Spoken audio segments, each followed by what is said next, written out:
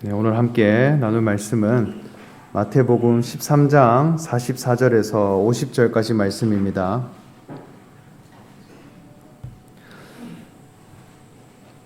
마태복음 13장 44절에서 50절까지 말씀, 저와 여러분 한 목소리로 읽도록 하겠습니다.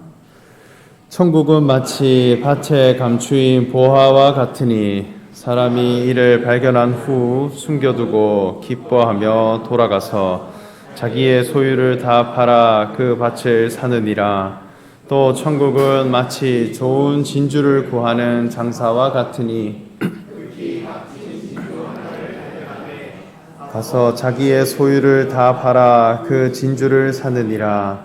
또 천국은 마치 바다에 치고 각종 물고기를 모으는 그물과 같으니 그물에 가득함에 물가로 끌어내고 앉아서 좋은 것은 그릇에 담고 못된 것은 내버리느니라. 세상 끝에도 이러하리라. 천사들이 와서 의인 중에서 악인을 갈라내어 던져 넣으리니 거기서 울며 이를 갈리라. 아멘. 네, 오늘 읽은 말씀은 예수님께서 천국에 관한 비유를 제자들에게 하신 말씀입니다. 이 본문은 우리가 너무나 잘 알고 있는 말씀이고 또 우리 어린이들도 이 말씀을 주제로 한 찬양을 또 부르고 또 율동도 열심히 하고 있는 줄로 압니다. 그런데 예수님께서 하나님 나라에 관한 비유를 지속적으로 해가셨다는 것입니다. 그저 한 번에 그친 것이 아니라 천국은 마치 어떠한 곳이냐에 대해서 지속적으로 말씀하시고 비유로서 들려가셨는데 예수님이 그 말씀을 해가시는 그 목적이 무엇일까 우리는 생각해 가야 하겠습니다. 어쩌면 하나님의 나라라고 하는 이 천국은 그저 우리가 죽으면 막연히 가게 되는 그런 특정한 장소라든지 아니면 내가 죽고 나서 가는 그런 공간적인 개념, 여기에 멈춰서는 안 된다는 거예요. 하나님의 나라는 그저 뜬금없이 우리에게 주어지는 것도 아니고 또 아무런 원인 없이 그저 우리에게 얻어지는 것이 아니라 분명한 의가 있고 또 그 의로 말미암은 절차와 과정을 쭉 지나서 하나님 나라가 마침내 도래하게 된다는 것입니다. 그래서 천국은 마치 겨자씨 하나를 뿌리는 농부와 같다 하셨고 또 가루 서말에 누룩을 넣은 여인과 같다 이렇게 했듯이 분명한 어떤 과정을 거쳐서 하나님 나라는 도래하게 된다는 것입니다. 그래서 우리가 살아가는 동안 우리가 하나님을 섬기고 또 이 말씀을 우리가 듣고 묵상해가는 모든 세월을 통하여서 하나님 나라에 적용되어지는 가치와 또 그 원인과 그 의는 무엇인가라고 하는 것을 우리가 알아가고 그것으로 누림바 되고 그것이 나의 기쁨이 되고 또 그것으로 내가 하나 되어져 가는 그런 신앙을 누려갈 때 죽어서도 내가 하나님 나라에 합당한 사람으로 가게 될 것이다. 그렇게 확신합니다. 그렇기 때문에 예수님은 우리가 알아들을 수 있는 표현들로 또 우리가 이해해 갈 수 있는 말씀으로 계속 비유로 말씀해 주셨다. 그렇게 여겨집니다. 오늘 본문을 통해서 우리가 깊이 생각해 가야 될 것은 가치에 관한 말씀입니다. 하나님 나라는 어떤 가치를 통용해야 하나님 나라가 이루어져 가는지 어떤 가치를 중요하게 여기는 곳인지에 대해서 발견할 수 있는 말씀이라 여겨집니다. 44절 말씀을 보면 예수님 말씀하시기를 천국은 마치 밭에 감추인 보화와 같으니 사람이 이를 발견한 후 숨겨두고 기뻐하며 돌아가서 자기의 소유를 다 팔아 그 밭을 사느니라 이렇게 했습니다. 이 말씀에는 아주 중요한 두 가지가 있어요. 하나는 발견이고 또 하나는 장사입니다. 발견이 있고 장사가 이루어지는 곳, 그것이 천국이라는 것이에요. 먼저는 보화를 발견했다 했습니다. 이 보화라고 하는 것은 물건과는 달라요. 어떤 도구와도 다릅니다. 물건이 가진 가치가 있고 보화가 가진 가치가 있습니다. 어쩌면 이 물건이라고 하는 것은 이용 가치가 아주 중요해요. 그 물건의 경쟁력은 어디로부터 오는가? 어떤 기능과 활용 가치에 있다는 것입니다. 그런데 이 보화라고 하는 것은 보석이죠. 보석은 이용 가치를 가진 게 아니에요. 보석을 가지고 무언가 활용할 수 있다든지 어떤 보석을 보고 얻고자 할 때 이것이 얼마나 가성비가 있는가 그것을 따져서 보석을 보는 게 아니더라는 것입니다. 그 경쟁력이 활용 가치에 있는 것도 아닙니다. 보석의 경쟁력은 어디에 있느냐 할 때 아름다움과 영원함에 있어요. 그 보석으로부터 비추어지는 빛깔들을 볼 때 아름답다 하는 것입니다. 그리고 그것이 일시적인 것이 아니라 영원히 비추어져 나오기 때문에 사람들이 귀하게 여기는 것이죠.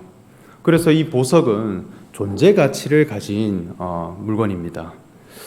어쩌면 이 도구라고 하는 것은 이용 가치라면 보석은 존재 가치라는 거예요. 그저 존재할 뿐인데 가치를 부여하는 것입니다. 하나님 나라는 보화를 발견하는 데서 시작하는 것입니다. 이것은 존재 가치에 대해서 눈을 뜬 사람에게서 하나님 나라가 시작된다는 것이죠. 그냥 내 앞에 주어져 있다 하는 것에 그치는 것이 아니라 이것을 발견했다는 거예요. 그것을 발견함으로 내 속에 기쁨이 나타났다는 것입니다. 그 가치를 발견하지 못하고 그 가치의 의미를 내가 알아내지 못하면 아무리 내 앞에 있어도 상관이 없더라는 것이죠. 이것이 귀한 것이구나라는 게 보여지고 너와 나 사이에 통용이 되어져 갈 때 이 가치가 확장되고 하나님 나라가 이루어져 간다는 것입니다. 제가 이전에 그 사역지에서 사역을 할 때 제가 맡은 담당 부서가 선교부였습니다. 그런데 그때 참 많은 선교사님들을 만났었는데 콩고에서 선교하시는 선교사님을 한 하루 이틀 모신 적이 있어요. 그런데 이 콩고라는 나라를 이렇게 소개해 주시는데 이 콩고는 그 나라에 보석이 정말 많다고 합니다.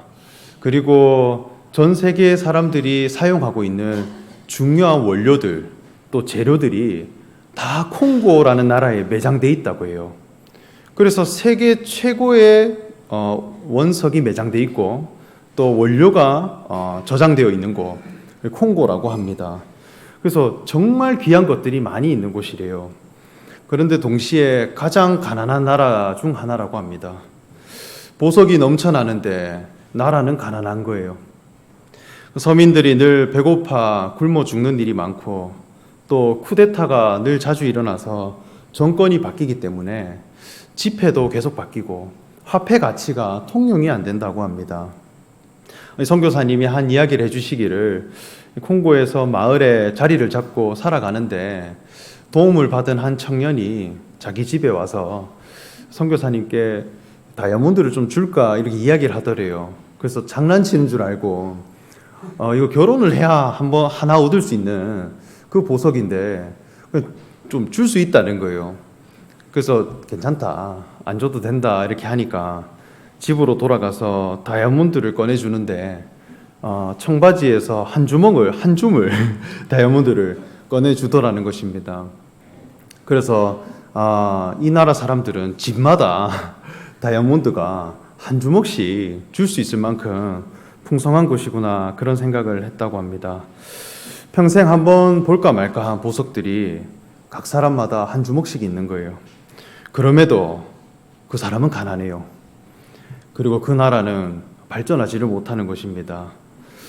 보석이 아무리 넘쳐난다 할지라도 그 가치를 모른다는 거예요. 그저 한두 사람만 알 뿐이지 그 가치가 그 나라 전체에 통용이 되지 않으니까 늘 돌멩이처럼 여겨가더라는 것입니다.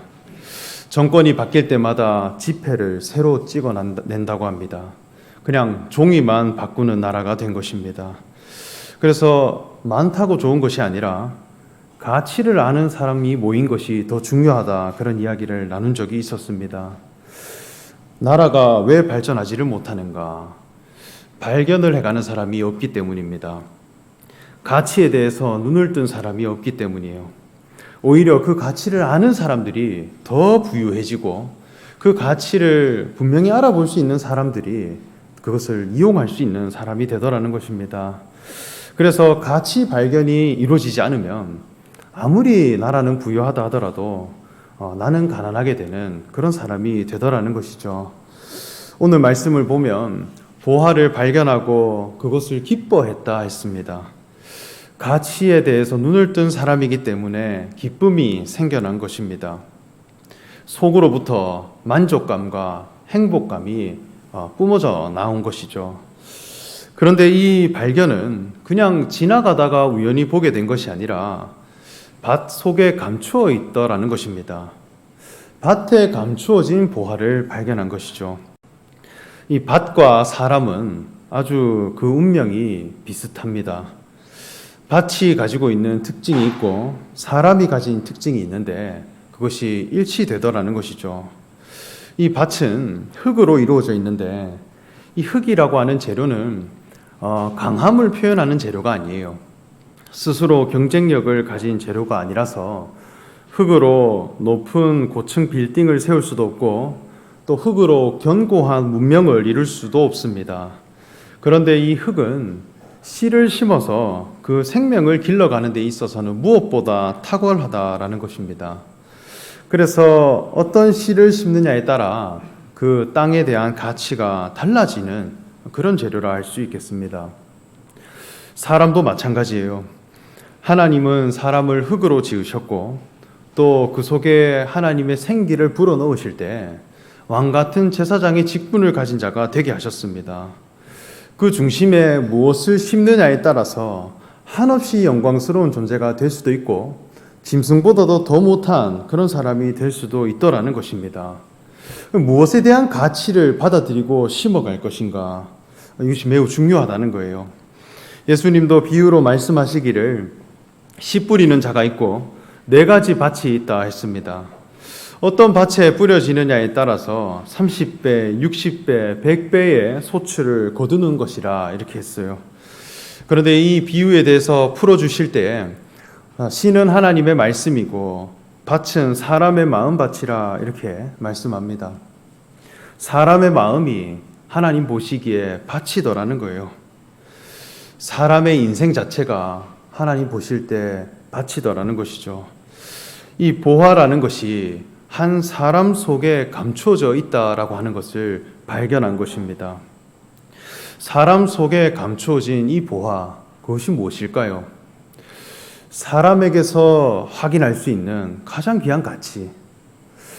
밭에 감추어진 보화라 이렇게 했는데 사람에게만 감추어진 귀한 보화들이 있습니다. 무엇을 우리가 보물이라 할 것인가요?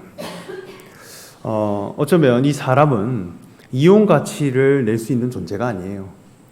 사람의 몸을 가지고 위대함을 이루어낼 수 있느냐? 그것은 안 됩니다. 행함과 역량, 또 그 사람의 기능이 하나님 보시기에 귀한 보화가 될 수 있을까요?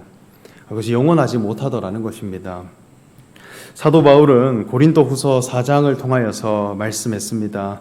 고린도후서 4장 7절 말씀을 보면 우리가 이 보배를 질그릇에 가졌으니 이는 심히 큰 능력은 하나님께 있고 우리에게 있지 아니함을 알게 하려 함이라 하셨고 또 10절에 말씀하시기를 우리가 항상 예수의 죽음을 몸에 짊어짐은 예수의 생명이 또한 우리 몸에 나타나게 하려 함이라 이렇게 말씀했습니다. 어떤 보배를 담은 질그릇과 같은 인생인데 그 가운데 무엇이 담겼느냐 이렇게 할 때 예수 생명이 담겨 있다는 거예요. 예수 그리스도께서 보여주신 그 생명이 사도 바울이 보기에 진정한 보배더라는 것입니다. 예수님이 보여주신 삶이라고 하는 것은 그리스도라고 하는 직분과 하나님의 아들이라고 하는 그 정체성입니다. 예수님이 십자가에 매달리심으로 드러내신 것은 무엇이냐? 몸을 가진 인생임에도 하나님 앞에 왕같은 제사장이 될 수 있다라고 하는 그리스도의 신분이었고 또 하나님 앞에 행함에서는 죄인이고 또 십자가에 매달린 무능한 인생이다 할지라도 하나님의 자녀가 될 수 있다라고 하는 그 복음이라는 것입니다. 그래서 율법의 행함 앞에 죄인임에도 하나님의 마음과 하나님의 성품을 가진 자가 되어 그 성품으로 모든 것을 다스릴 수 있는 사람이 된다라고 하는 이 복음이 우리에게 가장 귀한 보배가 되더라는 것입니다. 이 복음에 대한 가치에 눈을 뜬 사람이 되었다는 것, 이것이 매우 중요한 변화라 할 수 있겠습니다. 복음에 대한 가치를 알게 됨으로 오는 기쁨, 한 사람 속에 그리스도라고 하는 신분과 정체성이 있다라고 하는 것을 깨닫게 되므로 우리 자신이 살아가는 삶의 가치 기준이 바뀌게 되고 살아가는 삶의 기준점이 바뀌게 되는 것으로부터 오는 기쁨, 그것으로부터 오는 마음의 변화가 있었다라는 것이죠. 그 다음은 모든 소유를 팔아 그 밭을 사는 것이라 했습니다. 발견이 이루어지고 나면 무엇을 해가야 하는가? 장사를 해가야 하는 것입니다. 소유를 다 팔아서 그 밭을 산다 했습니다. 그저 일부를 주고 또 어떤 부분을 주고 죗값을 주고 사오는 개념이 아니라 내 모든 것을 팔아 그 밭을 얻고자 하는 것입니다. 이것은 어떤 사람들에게서는 굉장히 쉬운 일일 수도 있지만 어떤 사람에게서는 굉장히 힘든 일이 될 수도 있어요. 과연 내 모든 소유를 팔아 밭을 사는 것이 행동으로 실천할 수 있을까? 그렇게 여겨집니다. 하나님의 율법은 어쩌면 늘 지켜야 할 범위를 정해줘요. 10분의 1을 바쳐라든지 아니면 5분의 1을 바쳐라든지 소득의 몇 프로를 바쳐야 한다라고 하는 정확한 영역을 정해줍니다. 그것을 의무적으로 내면 하나님께 인정을 받았다는 것입니다. 그런데 복음에 대한 발견으로 이루어지는 하나님의 나라는 전부를 팔아야 하는 세계예요. 모든 것을 바꾸어서 얻어가야 하는 세계입니다. 이것은 가치에 대한 전환이에요. 행동에 대한 전환이 아니라 내가 추구하는 가치 기준이 전환되어져야 하는 것입니다. 내가 가진 어떠한 것보다 그 밭이 더 귀하다라고 하는 가치의 역전이 일어나야 하는 것이죠. 하나님 나라는 가치 기준에 대한 전환을 맞이한 사람들이 누리는 것입니다. 우리가 살아가는 데 있어서도 소유 가치가 있고 존재 가치가 있다 했습니다. 소유 가치라고 하는 것은 내가 무엇을 얼마나 더 가질 것인가, 얼마나 많은 것을 소유할 것인가, 이것으로 만족감을 얻는 가치예요. 그래서 내가 남들보다 얼만큼 가졌는가, 내가 얼마나 남들보다 많은 것을 소유하고 있는가, 더 좋은 것을 가지고 있는가, 이것으로 삶의 가치를 매겨가는 것입니다. 요즘 세대의 사람들은 이렇게 사회생활을 하면 나보다 많이 가진 사람을 보면 형이라고 한다고 합니다. 그래서 나보다 좋은 차를 가졌다, 형, 이렇게 부른다고 해요. 나보다 많이 가지면 형입니다. 그래서 권위에 대한 기준이 소유에 있게 되더라는 것입니다. 나보다 더 부유한 사람이 되면 존대를 하게 되는 것입니다. 어쩌면 우리가 가진 수많은 소유물들이 있어요. 우리가 살아가는데 이 소유 가치를 다 버릴 수는 없습니다. 옷을 입고 또 차를 타고 또 세상에 속하여서 우리가 살아가는 것입니다. 이것 자체를 버리자는 것이 아니에요. 이것 자체를 그냥 내팽겨 쳐버리자는 것이 아닙니다. 소유 가치보다 더 귀한 존재 가치에 대해서 발견하자는 거예요. 내가 가지고 있는 어떤 소유 가치들, 이것을 세상을 살아가면서 내가 취하기도 하고 내가 충실하게 이 역할을 다하면서 살아가야 합니다. 그런데 하나님 앞에서는 어떤 사람이 되어야 할 것인가? 어떤 것보다 존재 가치를 귀하게 여길 수 있는 사람이 되어져야 하는 것입니다. 모든 것을 다 포기하고라도 이 존재 가치를 얻을 수 있다면 그것을 선택할 수 있는 사람이 되어져야 하는 것이죠. 사도 바울은 빌립보서를 통해 말씀하시기를 나는 바리새파 출신이고 히브리인이고 흠이 없는 사람이다, 이렇게 말씀했어요. 나의 출신도 있고 내가 어떤 문화에 있었던 사람인가, 내가 어떤 경력을 가진 사람인가, 이것을 소개합니다. 여기에 대해서는 내가 흠이 없다, 이렇게 말씀하는데 그 뒤에 그리스도 앞에서는 모든 것을 해로 여기고 이것을 배설물과 같이 여긴다, 이렇게 했습니다. 내가 가진 행함도 있고 내 출신도 있고 가진 것에 대해서는 부족함이 없는 인생임에도 그리스도를 아는 이 지식 앞에서는 모든 것을 배설물로 여기는 자가 되었다는 것입니다. 그리스도가 내 안에 있고 그리스도에 관한 지식을 내가 얻을 수 있고 그분이 내 안에 있는 그런 신앙이 될 수 있다면 모든 것을 해로 여길 수 있는 사람이 되었다는 것이죠. 이것은 가치에 대한 전환이에요. 무엇을 가장 귀한 가치로 내가 여기고 살아갈 것인가? 내가 가진 어떠한 것보다 그리스도라고 하는 이 존재 가치가 가장 귀한 그런 사람으로 발견되어졌다는 것입니다. 이것은 속에 있는 보화를 발견했기 때문에 그 밭을 얻고자 하는 것입니다. 그저 밭 자체가 귀하기 때문에 얻는 것이 아니에요. 그냥 밭 자체를 얻는 것이 중요하기 때문에 모든 것을 파는 것이 아닙니다. 밭이라고 하는 것도 하나의 형식이에요. 이것은 하나의 겉껍질입니다. 형식을 보는 사람이 있고 내용을 보는 사람이 있어요. 밭의 크기를 보고 밭의 색깔이나 밭의 기능을 보고 얻는 것이 아니라 감추어진 보화 때문에 모든 것을 얻고자 하는 것입니다. 예수님께서 보여주신 삶 자체가 밭에 감추인 보화입니다. 그리스도에 관한 생명은 감추어져 있는 것입니다. 그렇기 때문에 누군가는 알아보고 누군가는 무시하게 되는 것입니다. 이 귀한 보화는 연약한 십자가 속에 감추어 놓았습니다. 죄인이라고 하는 형식 속에 감추었습니다. 그러나 그 속에 하나님이 사람을 지으신 목적 대신 그리스도의 생명이 온전히 이루어져 있더라는 것입니다. 그래서 우리가 예수 그리스도를 믿는다라고 하는 것은 그 한 존재를 영접하는 것입니다. 우리가 음식을 보면 그 음식을 먹는다고 할 때 그 음식 속에 모든 에너지와 영양소가 있다라고 하는 것을 믿고 먹는 것입니다. 이 음식은 먹지 않고 내가 영양소와 에너지만 취해가겠다 하는 것은 그것은 거짓된 모습이라는 거예요. 그 음식과 영양소가 하나 되었다라고 하는 것을 알고 그것을 얻고 내 속으로 받아들이는 것입니다.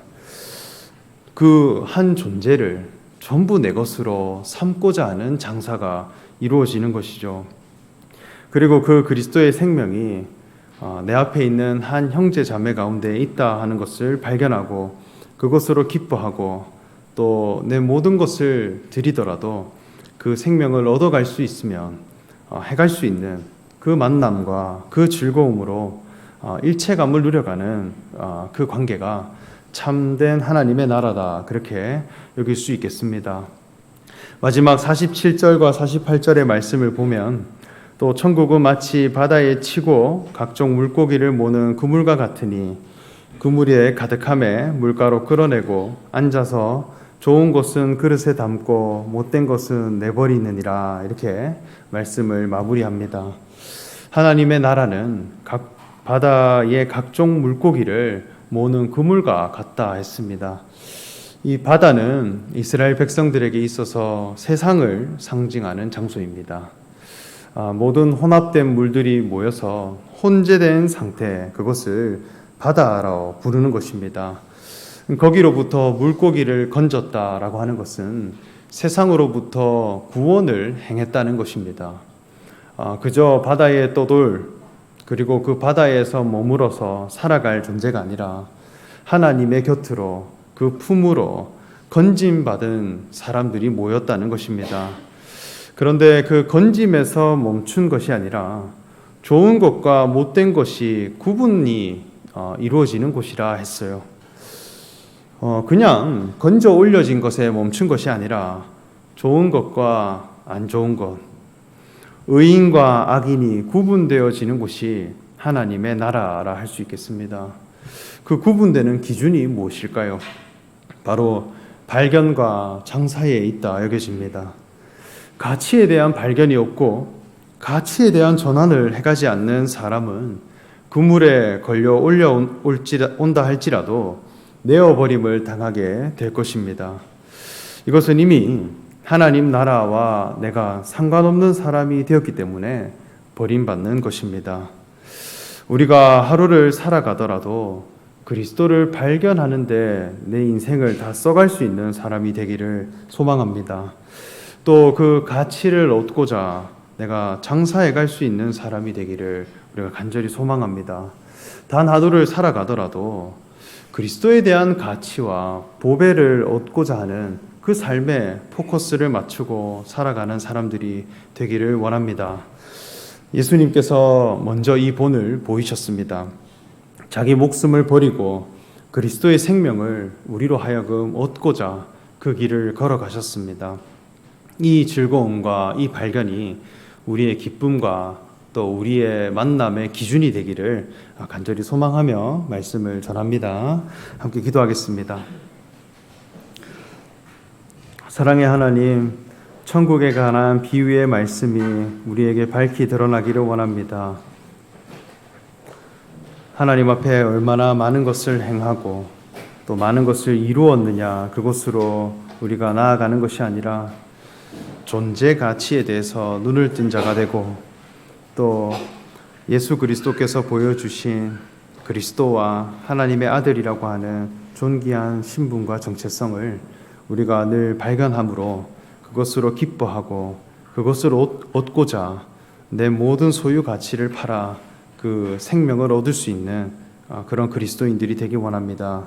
그것이 우리 가운데 통용되어지고 또 그것으로 우리가 만나갈 때에 우리가 참 하나님의 나라와 같은 신앙 공동체다 할 수 있는 그런 기쁨과 만족이 우리 가운데 나타나게 하여 주시옵소서. 감사드리며 예수님의 이름으로 기도합니다. 아멘. 우리 찬송가 94장 찬송하겠습니다.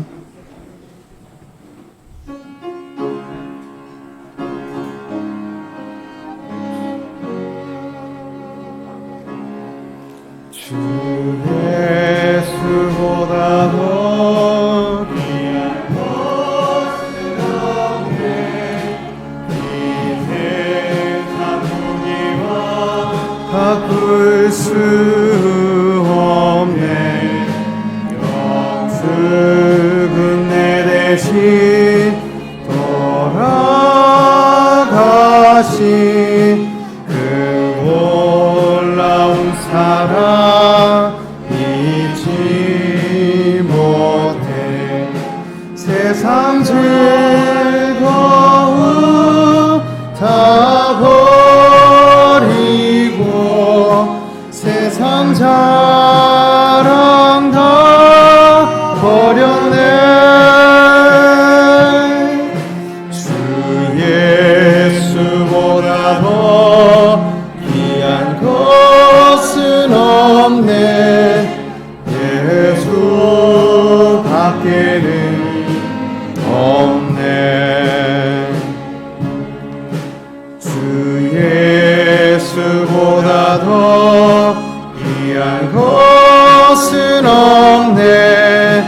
이 세상 명예와 바꿀 수 없네. 이전에 즐기던 세상이도 주 사랑하는 마음 뺏지 못해. 세상 즐거움 다 버리고 세상 자랑 다 버렸네. 주 예수보다 더 귀한 것은 없네. 예수 밖에는 없네. 주 예수보다 더 귀한 것은 없네. 이 세상 행복과 바꿀 수 없네. 유혹과 핍박이 몰려와도 주 변치 않아 세상 즐거움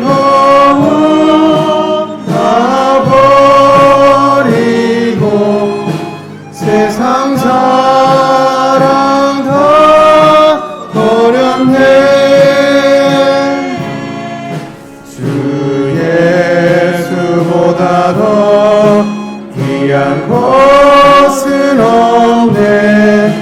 예수 밖에는